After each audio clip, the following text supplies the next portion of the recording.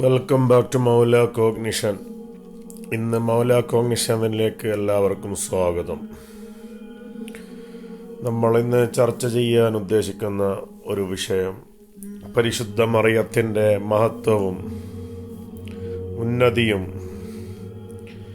അതേപോലെ പരിശുദ്ധ മറിയത്തിൻ്റെ സ്ഥാനം, അതായത് പ്രവാചകന്മാരെ പോലത്തെ സ്ഥാനം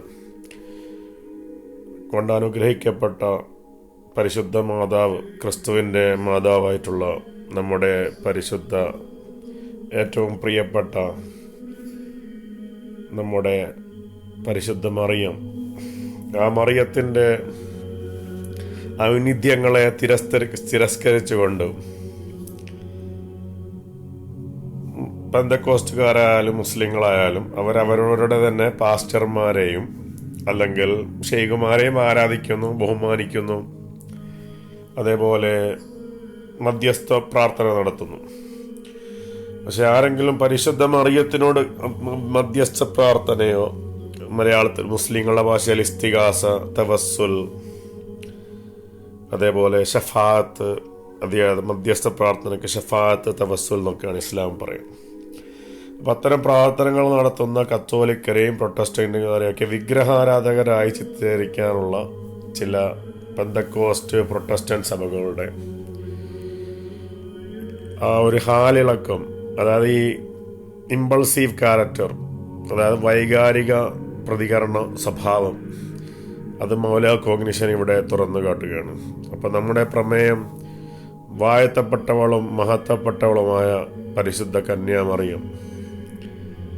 കന്യാമറിയത്തെ സ്നേഹിക്കുകയും ബഹുമാനിക്കുകയും ആദരിക്കുകയും കന്യാമറിയത്തിൻ്റെ, പരിശുദ്ധ മറിയത്തിൻ്റെ ഔന്നിധ്യത്തിൽ, മഹത്വത്തിൽ ജീവിക്കുകയും ചെയ്യുന്നവരാണ് യഥാർത്ഥ വിശ്വാസികൾ. ക്രിസ്തുവിലും ഇഞ്ചീലിലുമുള്ള യഥാർത്ഥ വിശ്വാസികളെന്ന് നമുക്ക് കാണാൻ പറ്റും.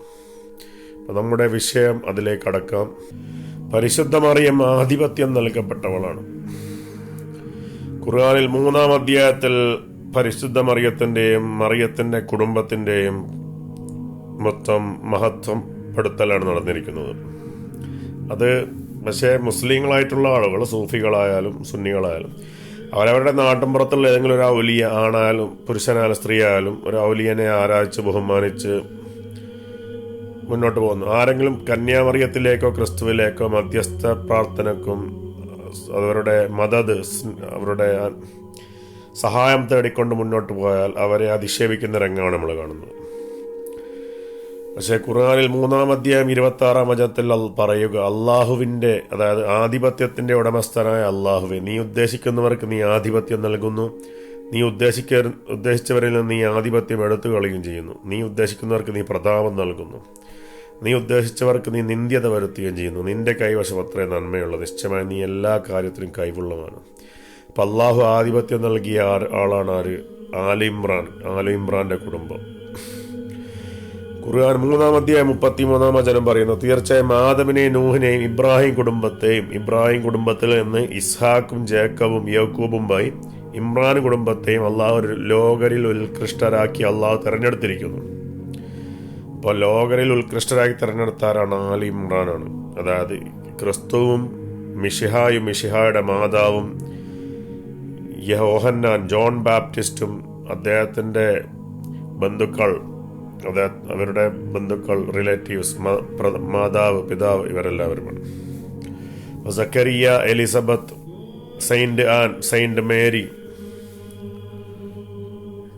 അവരിലെല്ലാം ഉപരിയായി യേശു ക്രിസ്തു, ഇവരെയാണ് അള്ളാഹു ലോകരിൽ മുഴുവൻ ഉത്കൃഷ്ടരാക്കി അള്ളാഹു തിരഞ്ഞെടുത്തത്. അതോടുകൂടി ആ തിരഞ്ഞെടുത്ത കുടുംബത്തിൻ്റെ പേരവിടെ അവസാനിക്കുകയാണ് ഖുർആനിൽ. പിന്നെ ഒരാളെ തിരഞ്ഞെടുത്തായിട്ട് ആദ്യം അത് പറയുന്നില്ല. പിന്നെ പറയുന്നു, അവർ ചിലരുടെ സന്തതികളായിക്കൊണ്ട് ആണ് അള്ളാഹു അവരെ തിരഞ്ഞെടുത്തു. ദുര്യത്തമ്പാളുഹാമിമ്പാൾ അള്ളാഹു സമീൻ അലി. അവരൊക്കെ ബന്ധുക്കളായിക്കൊണ്ടാണ് അവരെ തിരഞ്ഞെടുത്തിരിക്കുന്നത്. അതായത് ഒരു സന്താന പരമ്പരയിൽ, ഒരു ജീനിയോളജിയിൽ, ഒരു വംശാവലിയിലാണ് അവരെ തിരഞ്ഞെടുക്കപ്പെട്ടിരിക്കുന്നത്. അപ്പം ഇങ്ങനെ പറഞ്ഞ് പോകുന്നു, ഇമ്രാന് മറിയത്തിൻ്റെ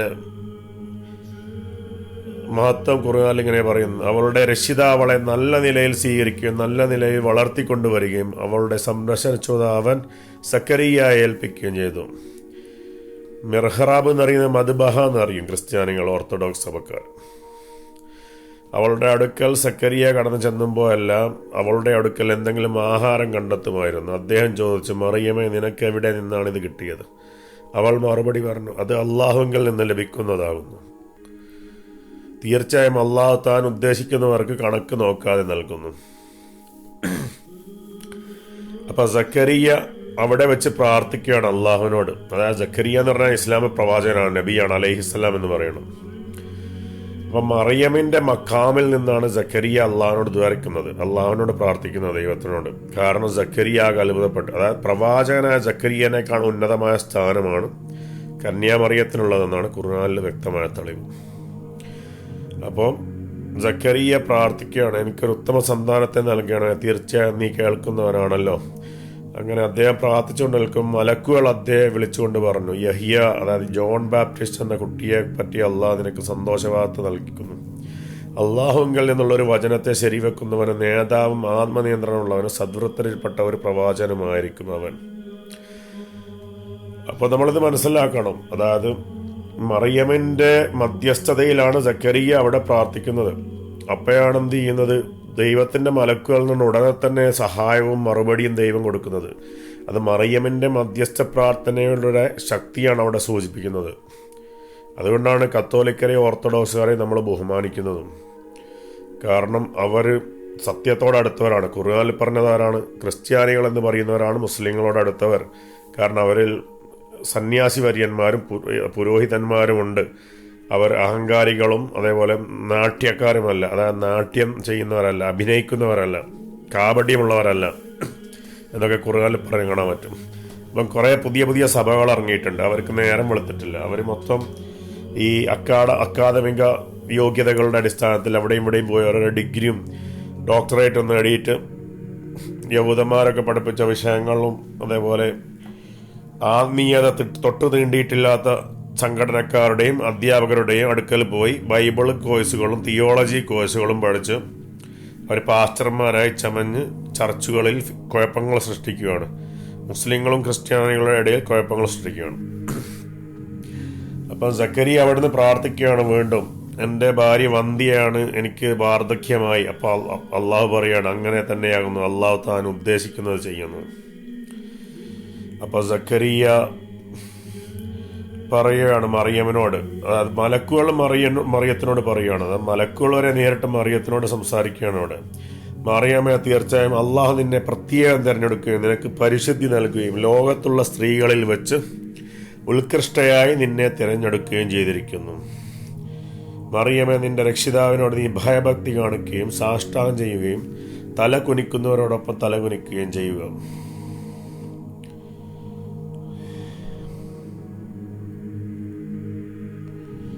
അതാണ് മറിയമിൻ്റെ അവസ്ഥ. അങ്ങനെ അള്ളാഹു മറിയമിന് ഒരു വചനം കൊടുക്കുകയെന്ന്, അള്ളാഹുവിൻ്റെ പക്കൽ നിന്നുള്ളൊരു വചനത്തെ പറ്റി സന്തോഷം അറിയിക്കുക. യേശു അള്ളാഹുവിൻ്റെ വചനമായി ജനിക്കാൻ പോകുന്നു എന്നുള്ള സന്തോഷ വാർത്ത പറയുകയാണ്.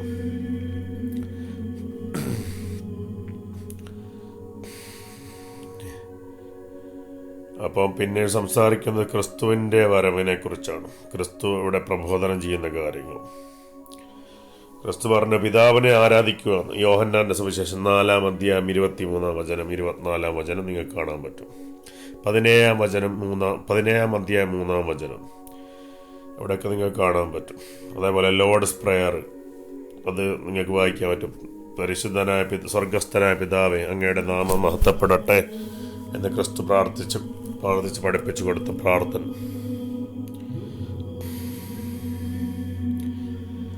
അതാണ് മറിയത്തിന്റെ സ്ഥാനം, പരിശുദ്ധ മറിയത്തിന്റെ. സൂറ മറിയം അധ്യായത്തിലും ഇതേ വിഷയങ്ങൾ തന്നെയാണ് സംസാരിക്കുന്നത്. മറിയം എന്നുള്ളൊരു അധ്യായം തന്നെ ഖുർആനിൽ പറഞ്ഞിരിക്കുന്നു. ഇത് ലൂക്കോസിന്റെ സുവിശേഷത്തിനോട് വളരെ ചേർന്നിരിക്കുന്ന അധ്യായമാണ്. സുന്നി വിശ്വാസപ്രകാരം ഗിബ്രീൽ മാലാഖ പ്രവാചകന്മാർക്ക് വഹി സന്ദേശം നൽകാൻ നിയമിക്കപ്പെട്ട മാലാഖയാണ്.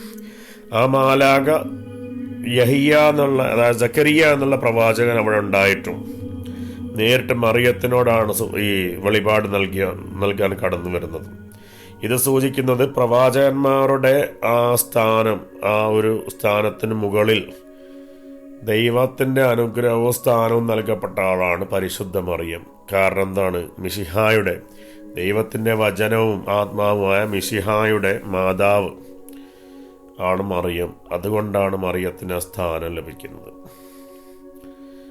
അപ്പം സൂറ മറിയം 19 അധ്യായം ഖുർആനിൽ 20 വചനം നിങ്ങൾക്ക് കാണാൻ പറ്റും. ഇവിടെ മറിയമിൻ്റെ അടുക്കൽ ജിബ്രീൽ വരികയാണ്, മാലാഖ, ഗബ്രിയേൽ മാലാഖ. 19 അധ്യായം 19 വചനം. പരിശുദ്ധനായ ഒരു ആൺകുട്ടിയെ നിനക്ക് ഞാൻ ദാനം ചെയ്യുന്നതിന് വേണ്ടി നിന്റെ രക്ഷിതാവായ ദൂതൻ മാത്രമാകുന്നു ഞാൻ എന്ന് പറയുന്നു. അപ്പം പ്രവാചകന്മാർക്ക് വെളിപാട് നൽകേണ്ട ഗബ്രിയേൽ മാലാഖ പ്രവാചകയല്ലാത്ത മറിയത്തിന് വെളിപാട് നൽകാൻ വരുന്നു. അപ്പം മറിയം പ്രവാചകന്മാരെ കാണി ഒരുപടി മുന്നിലായിരിക്കണം. കാരണം സുന്നി വിശ്വാസക്കാർ മാലാഖമാർക്ക് തെറ്റുപറ്റാൻ പാടില്ല. എല്ലാ മാലാഖമാർക്കും അവർക്ക് നിശ്ചയിച്ചായിട്ടുള്ള ഉത്തരവാദിത്വമുണ്ട്. ഗബ്രിയേലിൻ്റെ ഉത്തരവാദിത്വം, ഗബ്രിയേൽ മാലാഖയുടെ ഉത്തരവാദിത്വം പ്രവാചകന്മാർക്ക് സന്ദേശം എത്തിക്കൽ മാത്രമാണ് എന്നൊക്കെയാണ് സുന്നി വിശ്വാസം. പക്ഷെ ഇവിടെ മറിയത്തിന് വരെ സന്ദേശം നൽകിക്കൊണ്ടാണ് കടന്നു വരുന്നത്. അപ്പോൾ സക്കരിയ എന്ന പ്രവാചകൻ അവിടെ ഉള്ളപ്പോൾ സക്കരിയയിൽ കൂടെ ആയിരുന്നല്ലോ മറിയത്തിന് സന്ദേശം നൽകേണ്ടത്. മനസ്സിലായില്ലേ? പല സുന്നി പണ്ഡിതന്മാരുണ്ട്, ഏതെങ്കിലും ഒരു പെൺകുട്ടി സ്റ്റേജിലേക്ക് ഒരു അവാർഡോ അല്ലെങ്കിൽ ഒരു ബഹുമതിയോ വാങ്ങാൻ കടന്നു വന്നു കഴിഞ്ഞാൽ അത് പെൺകുട്ടിയാണ്, അങ്ങോട്ട് കയറാൻ പാടില്ല, അത് സുന്നി ആശയമല്ല എന്ന് പറഞ്ഞ് നമ്മൾ കണ്ടതാണ് TV-യിൽ. പക്ഷേ മറിയം എന്ന് പറഞ്ഞ ഈ പെൺകുട്ടി, ഈ സ്ത്രീയുടെ അടുക്കൽ, പരിശുദ്ധയായ മറിയത്തിൻ്റെ അടുക്കൽ സക്കരിയ പ്രവാചകന്റെ സാന്നിധ്യം അങ്ങോട്ട് പോകാതെ ഗബ്രിയേലിനെ നേരിട്ട് അയച്ച അള്ളാഹു, സുന്നി വിശ്വാസത്തിൻ്റെ ആളല്ല അള്ളാഹു, പ്രവാചകന്മാരുടെ വിശ്വാസം സുന്നി വിശ്വാസമല്ല എന്നുള്ളതൊക്കെ വ്യക്തമായി നമുക്കിവിടെ മനസ്സിലാക്കാൻ പറ്റും. അപ്പം അങ്ങനെയാണത് ഈ വിഷയങ്ങളും.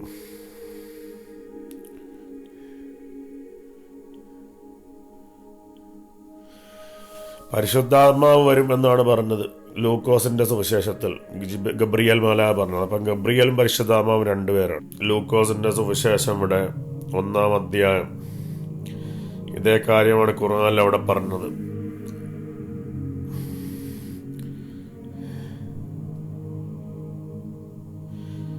അങ്ങനെ മറിയം സക്കരിയാവിൻ്റെ വീട്ടിലെത്തിയ എലിസബത്തിനെ വന്ദിച്ചു. 40-ാം വചനം. മറിയയുടെ വന്ദനം, അതായത് സലാം പറഞ്ഞു, ഷാലോം, അസ്സലാമു അലൈക്കും. എലിസബത്ത് കേട്ടപ്പോൾ പിള്ള അവളുടെ ഗർഭത്തിൽ തുള്ളി, അതായത് ജോൺ ബാപ്റ്റിസ്റ്റ് ഗർഭത്തിൽ തുള്ളി. എലിസബത്ത് പരിശുദ്ധാത്മാവ് നിറഞ്ഞവളായി ഉച്ചത്തിൽ വിളിച്ചു പറഞ്ഞു, സ്ത്രീകളിൽ നീ അനുഗ്രഹിക്കപ്പെട്ടവൾ, നിന്റെ ഗർഭഫലവും അനുഗ്രഹിക്കപ്പെട്ടത്. എൻ്റെ കർത്താവിൻ്റെ മാതാവ് എൻ്റെ അടുക്കൽ വരുന്ന മാനം എനിക്ക് എവിടെ നിന്നുണ്ടായത്. അതായത് എൻ്റെ കർത്താവ് എന്നാണ് എലിസബത്ത് പറയുന്നത്. ആരെക്കുറിച്ച്? മറിയത്തിൻ്റെ മകനെക്കുറിച്ച്. എൻ്റെ കർത്താവിൻ്റെ മാതാവ് മറിയത്തിനെ കുറിച്ച് പറയുന്നതാണ്. മദർ ഓഫ് ഗോഡ്, അതായത് മദർ ഓഫ് മൈ ലോഡ് എന്നാണ് പറയുന്നത്. പക്ഷേ പെന്തക്കോസ്റ്റുകാർ ഒക്കെ എന്താ പറയുന്നത്? പ്രൊട്ടസ്റ്റന്റുകാരുടെ മറിയം ദൈവത്തിൻ്റെ മാതാവ് എന്ന് പറയുന്നത് തെറ്റാണെന്നാണ് അവർ പറയുന്നത്. അത് അവരുടെ ചാബല്യമാണ്, തിയോളജിക്കൽ ഫാലസി. അപ്പോൾ അതാണ് അതിൻ്റെ പ്രശ്നം. അപ്പോൾ കാരണം ദൈവത്തിൻ്റെ ആത്മാവും പിതാവും ദൈവത്തിൻ്റെ ആത്മാവും പരിശുദ്ധാത്മാവും വചനവും എല്ലാം യേശുവിൽ സമ്പൂർണമായി അവതരിച്ചിട്ടുണ്ട് എന്ന് നമുക്ക് കാണാൻ പറ്റും. ഇമാം നബവിയുടെ 40 ഹദീസിൽ 38-ാമത്തെ ഹദീസ്, ആരെങ്കിലും എൻ്റെ വലിയനോട് സമരം ചെയ്താൽ, ശത്രുത വെച്ചാൽ ഞാൻ അവരോട് യുദ്ധം പ്രഖ്യാപിച്ചിരിക്കുന്നു അള്ളാഹു പറയുന്നൊരു ഹദീസുണ്ട്. അത് അബൂ ഹുറൈറ എഴുതിയ ഹദീസാണ്. ആ ഹദീസ് എന്ന് പറയുന്നത് ഈ പരിശുദ്ധ ബൈബിൾ ഗോസ്പൽ ഇഞ്ചീലിൻ്റെ വചനങ്ങളോട് ആ ഒരു സീക്രട്ട് നോളജ്, ആ ഒരു നിഗൂഢമായിട്ടുള്ള അറിവ് അബൂ ഹുറൈറ എന്ന സ്വഹാബി അവിടെ ആ രൂപത്തിൽ അവതരിപ്പിക്കുക ചെയ്യുന്നത്. അള്ളാഹു കാലും കൈയും കണ്ണും ഒക്കെ ആവുന്ന അവസ്ഥ അത് മിശിഹായിലാണ് പൂർണ്ണമായത്. നക്ഷബന്ദി തരീഖത്തിൻ്റെ ഷെയ്ഖായിട്ടുള്ള അബൂ അലി അൽ ഫാർമദി, അദ്ദേഹം 8ാമത്തെ ഷെയ്ഖാണ്. അദ്ദേഹം പറഞ്ഞത് അള്ളാഹുവിൻ്റെ എല്ലാ വിശേഷണങ്ങളും ഗുണങ്ങളും അവൻ്റെ 99 വിശേഷണങ്ങളും ഗുണങ്ങളും അവൻ്റെ അടിമയിൽ, സർവൻറ്റിൽ, അവൻ്റെ ദാസനിൽ അള്ളാഹു നൽകുമെന്ന് പറഞ്ഞിട്ടുണ്ട്. അതൊക്കെ സുന്നി വിശ്വാസങ്ങൾക്കെതിരാണ്, നമ്മൾ മനസ്സിലാക്കണം. അപ്പം മറിയം അവിടെ വന്നപ്പം പറയുകയാണ്, അതായത് എന്തെന്ന് വലിയ കാരണം എലിസബത്തിൻ്റെ അടുക്കൽ ചെന്നപ്പം പറയുകയാണ്, എലിസബത്ത് എൻ്റെ കർത്താവിൻ്റെ മാതാവ് വന്നു.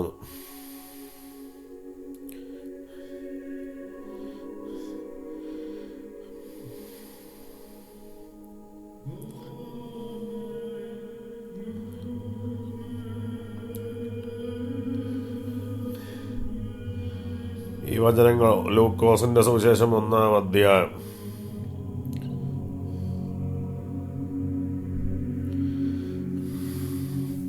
എൻ്റെ കർത്താവിൻ്റെ മാതാവ് എൻ്റെ അടുക്കൽ വരുന്ന മാനം എനിക്ക് എവിടുന്നുണ്ടായത്. അതെനിക്ക് അതിന് മാത്രം വലിയ ഒരു സ്ഥാനം ഇങ്ങനെ കിട്ടിയെന്ന്. അതായത് കർത്താവിൻ്റെ മാതാവായിട്ടുള്ള മറിയം എന്നെ സന്ദർശിക്കാൻ മാത്രം എനിക്ക് യോഗ്യത എവിടുന്നുണ്ടായെന്ന് എലിസബത്ത് പറയുകയാണ് അവിടെ, സക്കറിയാവിൻ്റെ ഭാര്യ. നമ്മൾ മനസ്സിലാക്കണത് പ്രൊട്ടസ്റ്റന്റുകാർ, പ്രത്യേകിച്ച് പെന്തക്കോസ്റ്റുകാരൊക്കെ എന്താ, മാതാവ്, പരിശുദ്ധ മാതാവായ പരിശുദ്ധ മറിയത്തിനെ അപമാനിക്കുന്ന രൂപത്തിൽ, ഇകയത്തുന്ന രൂപത്തിലാണ് അവരുടെ സംസാരങ്ങളും പ്രവർത്തനങ്ങളും. അതുകൊണ്ട് അവർക്കെന്തില്ല, യാതൊരു മേൽവിലാസമല്ല അവരിൽ പല ആളുകൾക്കും. അവർ തന്നെ സ്വയം നിർമ്മിച്ചെടുക്കുന്ന മേൽവിലാസമാണ് അവരുടെ പല പരിപാടികളും, അല്ലാതെ അത് ആധ്യാത്മിക ലോകത്തുനിന്ന് വരുന്നതൊന്നുമല്ല. അപ്പം നമ്മൾ മനസ്സിലാക്കിയ നന്ന്. സങ്കീർത്തനങ്ങൾ 82-ാം അധ്യായം 6-7 വചനങ്ങൾ മറിയമും ദേവന്മാരും തന്നെയാണ്. അതായത് മറിയം ഗോഡസ് എന്ന് പറയാൻ പാടില്ല. ഗോഡസ് എന്ന് പറയുന്നത് എന്നാണ്, അത് വിജാതീയ മതങ്ങൾ, പാഗനിസത്തിന്റെ ഐഡിയ ആണ്. പക്ഷെ പ്രവാചകന്മാരെ പോലെ ദേവന്മാരാണ് ആര്? മറിയമും. നിങ്ങൾ ദേവന്മാരാകുന്നു എന്നും നിങ്ങളൊക്കെ അത്യുന്നതന്റെ പുത്രന്മാരാകുന്നു എന്നും ഞാൻ പറഞ്ഞെങ്കിലും നിങ്ങൾ മനുഷ്യരെ പോലെ മരിക്കും, പ്രഭുക്കന്മാരിൽ ഒരുത്തനെ പോലെ പട്ടുപോകും. അപ്പം ദൈവം സകല ജാതികളെയും അവകാശമാക്കിക്കൊള്ളുമല്ലോ എന്ന് പറയുന്നു. അതാണ് ഖുർആൻ 3-ാം അധ്യായം 26-ാം അധ്യായം പറഞ്ഞത്. അള്ളാഹു ഉദ്ദേശിക്കുന്നവർക്ക് ആധിപത്യം നൽകുമെന്ന് പറഞ്ഞു. അതേപോലെ മറിയത്തിനെയും ആലി ഇമ്രാൻ മറിയം കുടുംബത്തിനെയും സർവ്വലോകരെക്കാളെയും ഉത്കൃഷ്ടരായി അള്ളാഹു തെരഞ്ഞെടുത്തു എന്നും പറയുന്നു. ഇതൊക്കെ ഒത്തൊരുമിച്ച് പോകുന്ന കാര്യങ്ങളാണ്. ഈ ഒരു സത്യത്തിൻ്റെ അവസ്ഥയിൽ ക്രിസ്ത്യൻ സഭകൾ, പുരാതന ക്രിസ്ത്യൻ സഭകളും മുസ്ലിങ്ങളും ഒത്തുപോകുന്നത് ഭയപ്പെടുകയും അതിനോട് അസൂയൊക്കെയും ചെയ്യുന്ന പുത്തൻ പ്രസ്ഥാനക്കാരും ഇസ്ലാമിലും ക്രിസ്തുമതത്തിലുള്ള പുത്തൻ സഭകളാണ്.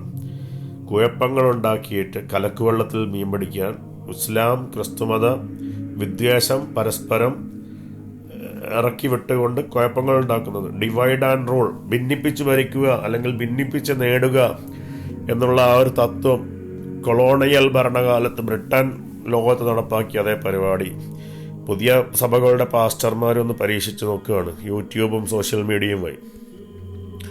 അപ്പോൾ യോഹന്നാന്റെ സുവിശേഷം നമുക്ക് കാണാൻ പറ്റും. ഇവിടെ 10-ാം അധ്യായം 34 വചനം, 34-35 വചനം.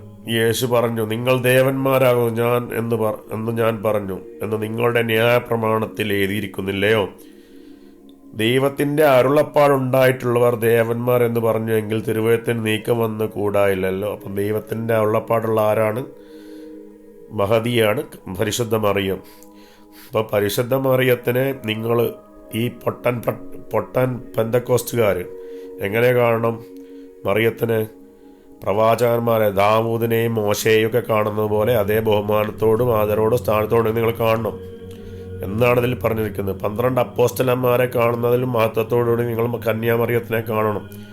കാരണം കന്യാമറിയത്തിനെയാണ് ദൈവം തിരഞ്ഞെടുത്തത്. മിശിഹായുടെ ദൈവത്തിൻ്റെ വചനമായ മിശിഹായ ഈ ലോകത്ത് അവതരിക്കാൻ ദൈവം തിരഞ്ഞെടുത്തത് ഫിൽട്ടർ ചെയ്ത് അതായത് ഇസ്രായേൽ വംശത്തിനെ ശുദ്ധീകരിച്ച് അതിലേറ്റവും ശുദ്ധീകരിക്കപ്പെട്ട മറിയത്തിനോടെയാണ് തിരഞ്ഞെടുക്കുന്നത്. അതുകൊണ്ടാണ് ഇസ്രായേൽ എന്നുള്ളൊരു സമൂഹത്തെ തന്നെ ദൈവം ഈ ലോകത്ത് അങ്ങനെ നിരന്തരം പ്രവാചകന്മാരെയും ന്യായപ്രമാണങ്ങളും അയച്ചു കൊണ്ടുവന്നത് മിശിഹായുടെ വെളിപ്പാടിനും ഈശോ മിശിഹായുടെ വെളിപ്പെടുത്തലിന് വേണ്ടിയിട്ടാണ്, ആ ജനതയിലൂടെ. അല്ലാതെ അവർക്ക് പ്രത്യേകിച്ച് മറ്റുള്ള ജനങ്ങളെക്കാണ് പ്രത്യേകിച്ചൊരു ഒരു സ്ഥാനമുള്ളത് കൊണ്ടല്ല. കാരണം ദൈവം ഒരിക്കലും പക്ഷപാതിത്വം കാണിക്കുന്നവനല്ല എന്ന് സുവിശേഷത്തിൽ പറഞ്ഞിട്ടുണ്ട്. അപ്പം ദൈവത്തിനെ മഹത്വപ്പെടുത്താൻ വേണ്ടി മാത്രമാണ് ഇസ്രായേൽ ജനതയെ തിരഞ്ഞെടുത്തത്. ദൈവത്തിനെ പൂർണ്ണമായും മഹത്വപ്പെടുത്തിയത് മിശിഹായിലൂടെയാണ്. അപ്പം മിശിഹായെ വരവേൽക്കാനുള്ള ആ ഒരു വരവേൽപ്പിൻ്റെ കർമ്മമാണ് ഇസ്രായേൽ വംശത്തിൽ വന്ന ഇന്നല്ലാ അസ്തഫ ആദം വനൂഹ് വാല ഇബ്രാഹിം വാല ഇമ്രാന എന്ന് പറഞ്ഞിട്ടുള്ള അള്ളാഹു ആദമിനെയും നോഹായെയും ഇബ്രാഹിമിൻ്റെ കുടുംബത്തെയും ഇമ്രാൻ്റെ കുടുംബത്തെയും അനുഗ്രഹിച്ചു ഉത്കൃഷ്ടരാക്കിയെന്ന് പറഞ്ഞത് ആ ഒരു കാര്യത്തിനാണ്. ആ ഉത്കൃഷ്ടതയിലാണ് ഇസ്മായിലിൻ്റെ കുടുംബത്തിൽ നിന്ന് നല്ല നബിമാർ വരുന്നത്. യാക്കോബിൻ്റെ ഇബ്രാഹിമിൻ്റെ കുടുംബത്തിൽ നിന്ന് യാക്കോബ് വഴി ജോസഫ് വഴി ആണ് എന്ത് വരുന്നത്, ഇസ്രായേൽ ജനത വരുന്നത്. ഇസ്രായേൽ ജനതയ്ക്ക് എന്തോ ഒരു പ്രത്യേകത ഉള്ളതുകൊണ്ടല്ല, അത് മിശിഹായെ കൊണ്ടുവരാനുള്ളതാണ്. അപ്പം മിശിഹായെ കൈവിട്ടപ്പം എന്തായി? അവർക്ക് വിലയില്ലാതായി. അത് നിങ്ങൾ മനസ്സിലാക്കണം. മിശിഹായെ ഒഴിവാക്കിയവർക്ക് ഒന്നില്ല, ഒരു വിലയില്ല. മിശിഹ തന്നെ പറഞ്ഞതാണ്. യോഹന്നാന്റെ സുവിശേഷം 7-ാം അധ്യായം 8-ാം അധ്യായത്തിൽ നിങ്ങൾക്ക് കാണാൻ പറ്റും. അതേപോലെ തന്നെ മിശിഹ അവിടെ പറയുന്നത് ലൂക്കോസിന്റെ അധ്യായം 11-ാം അധ്യായം നിങ്ങൾക്ക് കാണാൻ പറ്റും. ഇതിൽ പറയുന്നുണ്ട്,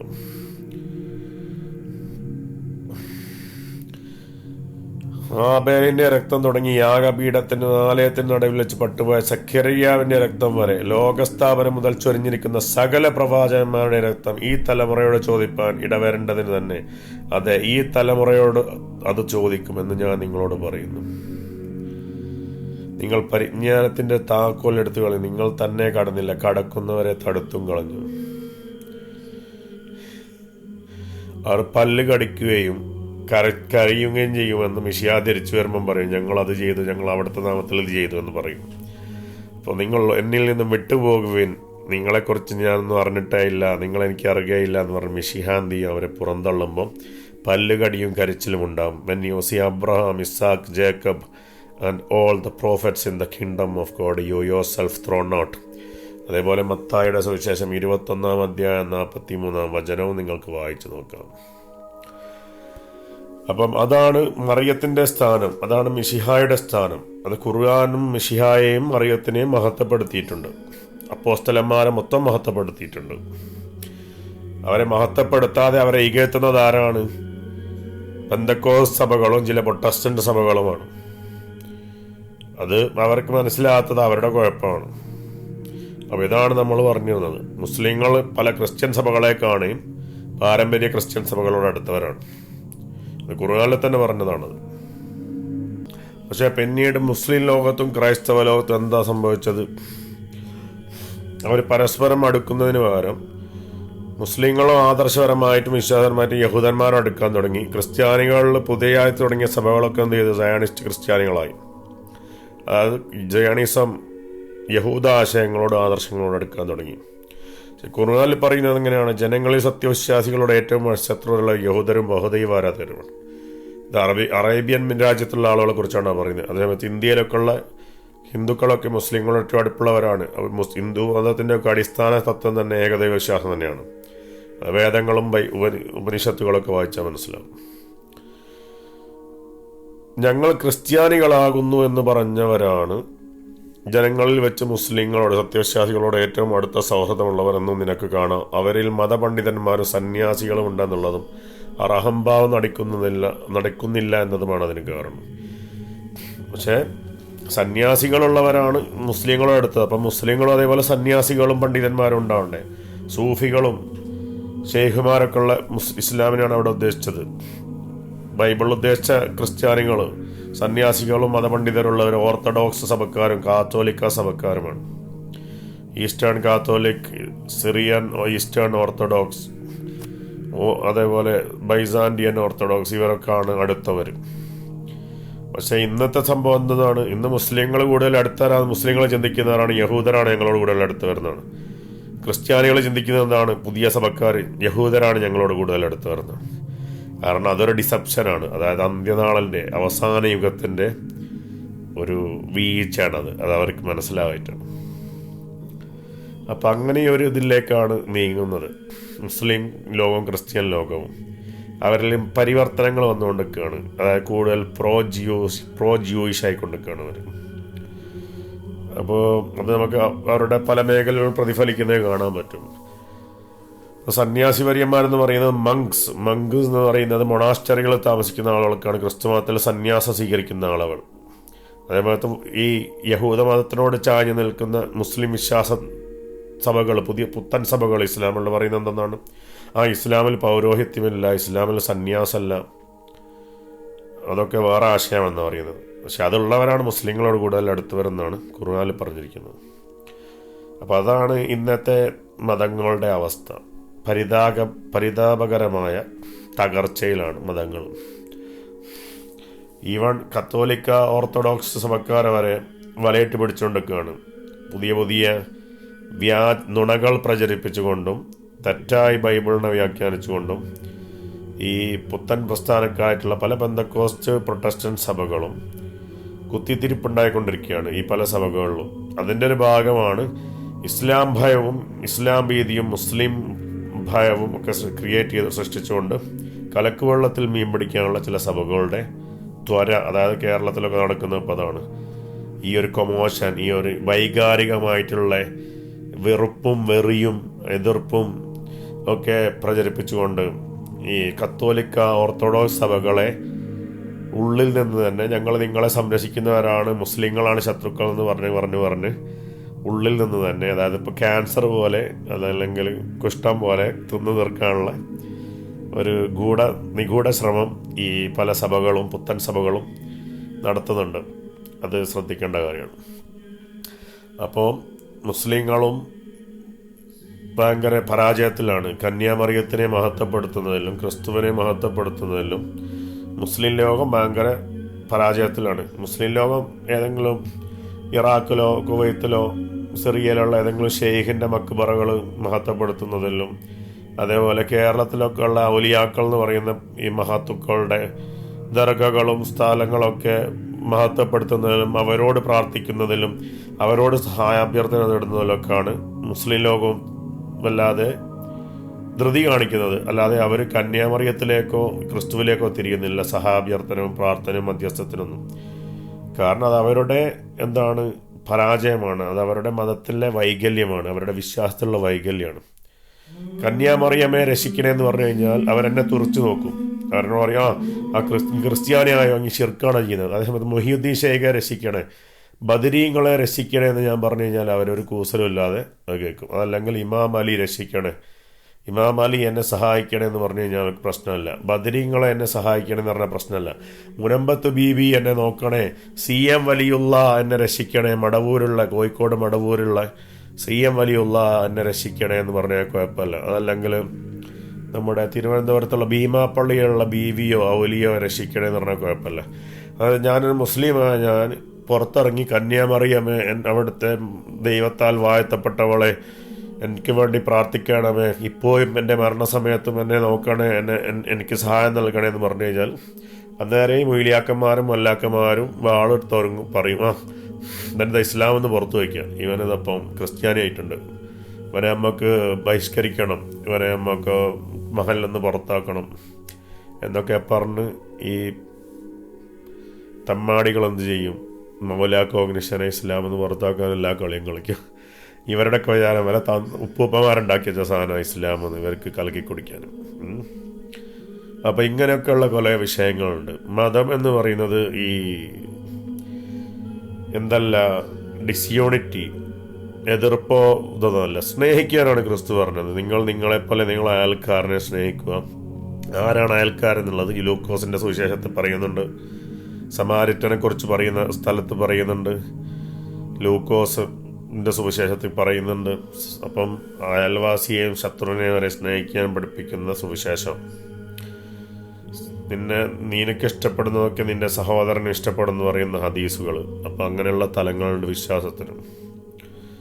അപ്പം വിശ്വാസം അതെന്നൊക്കെ പറയുന്നത് എന്തല്ല സംഘടനാവൽക്കരിക്കപ്പെട്ടതോ അതല്ലെങ്കിൽ സഭാവൽക്കരിക്കപ്പെട്ടതോ അല്ല. അതിനൊരു യൂണിവേഴ്സൽ ആലിട്ടുണ്ട്, ഒരു യൂണിവേഴ്സൽ നാച്ചറുണ്ട് മതത്തിന്. സംഘടനകളും സഭകളൊക്കെ നല്ലത് തന്നെ, ജനങ്ങൾക്കൊരു കൂട്ടായ്മക്കും അതേപോലെ തന്നെ ഒരു ഓർഗനൈസ്ഡ് ആയിട്ട് പോകുന്നതിനൊക്കെ സഭകൾ നല്ലതാണ്. ഇസ്ലാമിക സഭകളായാലും ക്രിസ്ത്യൻ സഭകളായാലും ഒരു യോജിച്ചതും അതേപോലെ തന്നെ സിസ്റ്റമാറ്റിക് ആയിട്ടുള്ള പ്രവർത്തനങ്ങൾക്ക്, അതായത് അലങ്കോലമില്ലാതെ സമൂഹത്തിന് സേവനം ചെയ്യുന്നതിനൊക്കെ ഇതൊക്കെ നല്ലൊരു പദ്ധതികളാണ്, മാർഗരേഖകളും മാർഗദർശനങ്ങൾ നൽകുന്നതാണ്. പക്ഷേ സത്യവും സ്നേഹവും ഐക്യവും വിശ്വാസവും ഒക്കെ എന്താണ് ഈ സഭകൾക്കും സംഘടനകൾക്കും ഒക്കെ അതീതമാണ്. സത്യവും അതേപോലെ ദൈവത്തിൻ്റെ സഭയും ആഗോളമാണ്, അത് യൂണിവേഴ്സലാണ്. അതായത് പ്രപഞ്ചം മുഴുവൻ നിറഞ്ഞു നിൽക്കുന്നതാണ് സഭ എന്ന് പറയുന്നത്, ദൈവസഭ എന്ന് പറയുന്നത്. അപ്പോൾ ആ സഭയിലേക്ക് കയറാനുള്ള താല്പര്യവും സ്നേഹവും കാണിക്കുക. അതേ സമയത്ത് നിങ്ങൾ വളർന്നു വന്ന സഭകളെ നിങ്ങൾ എന്ത് ചെയ്യുക, ബഹുമാനിക്കുകയും ആദരിക്കുകയും അതേപോലെ ചേർന്ന് നിൽക്കുകയും ചെയ്യുക. പക്ഷേ സത്യവും ധർമ്മവും നീതിയും മുറുകെ പിടിക്കുക, അത് അന്വേഷിക്കുകയും ചെയ്യുക. അപ്പം ഇതൊക്കെയാണ് സത്യം. ഖുർആനിൽ സത്യം വെളിപ്പെട്ടിട്ടുണ്ട്, ഹദീസുകളിൽ സത്യം വെളിപ്പെട്ടിട്ടുണ്ട്. മറിയമും ഈസയും അല്ലാതെ എല്ലാ ആളുകളെയും പിശാച് തൊട്ടിട്ടുണ്ട്, അവരൊഴികെയെന്ന് ഹദീസ് പറഞ്ഞിട്ടുണ്ട്. ഈ ലോകത്ത് എല്ലാവരും ജനിക്കപ്പെട്ട എല്ലാവരും പിശാച് തൊട്ടതിനാൽ കരഞ്ഞവരാണ്. മറിയമും അവളുടെ പുത്രൻ ഈസാ മസീഹ് യേശു ക്രിസ്തു ഒഴികെ എന്ന് ഹദീസ് പറഞ്ഞിട്ടുണ്ട്. അപ്പം അതാണ് യേശുവിൻ്റെ സ്ഥാനം.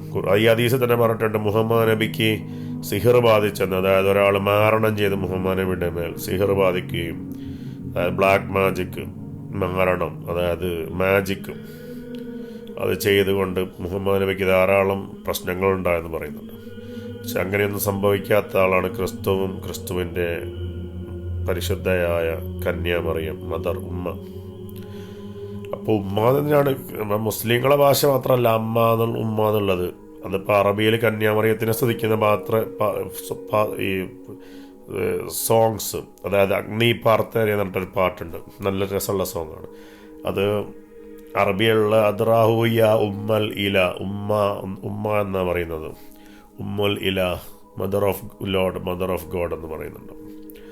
അപ്പോൾ സിറിയൻ ഓർത്തഡോക്സുകാരെടുക്കുക എന്ത് കേൾക്കാം, അറബിയിലുള്ള ഭക്തിഗാനങ്ങൾ കേട്ടാൽ ഈ പെന്തക്കോസ്റ്റുകാരുടെ ഹാലളകും, അവരുടെ ഫ്യൂസ്, ബ്രെയിനിലെ ഫ്യൂസ് അടിച്ചു. മെഡുല്ല ബ്ലോങ്കാട്ട എന്നൊക്കെ പറയില്ലേ, നമ്മളെ സ്കൂളിലൊക്കെ പഠിക്കുന്ന സമയത്ത് ജിയോഗ്രഫിയിൽ നമ്മളെ മാഷ് പറയാനും വികൃതി കളിച്ച് കഴിഞ്ഞാൽ എനിക്ക് ഒരു അടി അങ്ങോട്ട് കിട്ടും. എൻ്റെ മെഡുല്ല ബ്ലോങ്കട്ട തകർന്നു പോകും.